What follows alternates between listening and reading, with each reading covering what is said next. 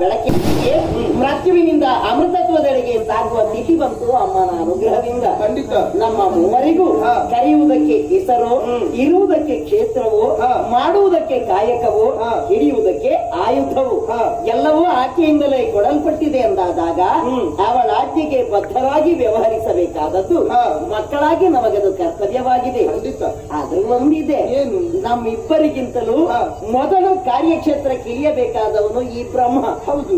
ಈಗ ಈತ ಸೃಷ್ಟಿಗೆ ತೊಡಗಿದ್ದಾನ ಇಲ್ಲ, ಏನ್ ಮಾಡ್ತಾನೆ? ಏನೋ ಲೆಕ್ಕಾಚಾರ ಮಾಡ್ತಾ ಇದ್ದಾನೆ ಅಲ್ವಾ?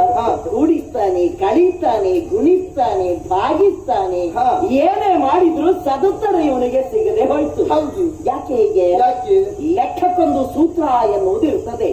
ಆ ಸೂತ್ರ ಮರೆತು ಹೋಯ್ತು ಉತ್ತರ ಕಂಡು ಹಿಡಿಯುವುದು ಬಹಳ ಕಷ್ಟವಾಗ್ತದೆ. ಪ್ರಾಯಶಃ ಇವನಿಗಾದದ್ದು ಹಾಗೆ ಇರಬೇಕು.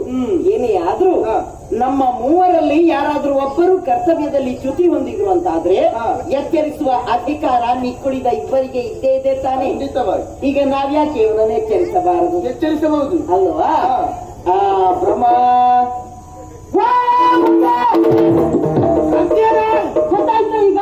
ಯಾಕೆ ಕೇಳಿಸಿತಲ್ವಾ? ಕೇಳಿಸಿ ಹಾಗೆ ಕೇಳಿದ್ದು ಹಾಗೆ ಆಯ್ತು. ಈಗ ಏನಪ್ಪ ನೀನು ಕೊನೆಗೆ ಮಾಡುವ ಕೆಲಸವನ್ನು ಮೊದಲೇ ಪ್ರಾರಂಭ ಮಾಡಿದ್ದಿ.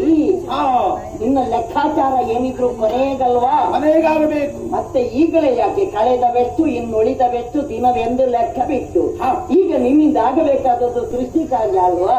ಆ ಕುರಿತು ಯಾಕೆ ನೀನು ತಟಸ್ಥೆ ವಹಿಸಿದ್ದಿ? ಏನು ಅಮ್ಮ ಅನ್ನುವಂತ ಮಾತು ಬ್ರಹ್ಮನಿಗೆ ಮನವಿ ಆಯಿತು. ಅದನ್ನು ಎಚ್ಚರಿಸಿದ್ದು ನಾವು. ಎಚ್ಚರಿಸಬೇಕಾದಿಲ್ಲ, ನೆನಪು ಸರಿಯಾಗಿ ನೆನಪುಂಟು. ಅದಕ್ಕೆ ತಾಟಸ್ಥೆ ಯಾಕೆ? ಕಾರ್ಯೋನ್ಮುಖನಾಗುವವೇ ಒಂದು ಜಿಜ್ಞಾಸೆ ಇರುವುದನ್ನು ನಾವು ಅರಿಸಿದ್ವಿ. ಸಮಸ್ಯೆಯ ಏನು?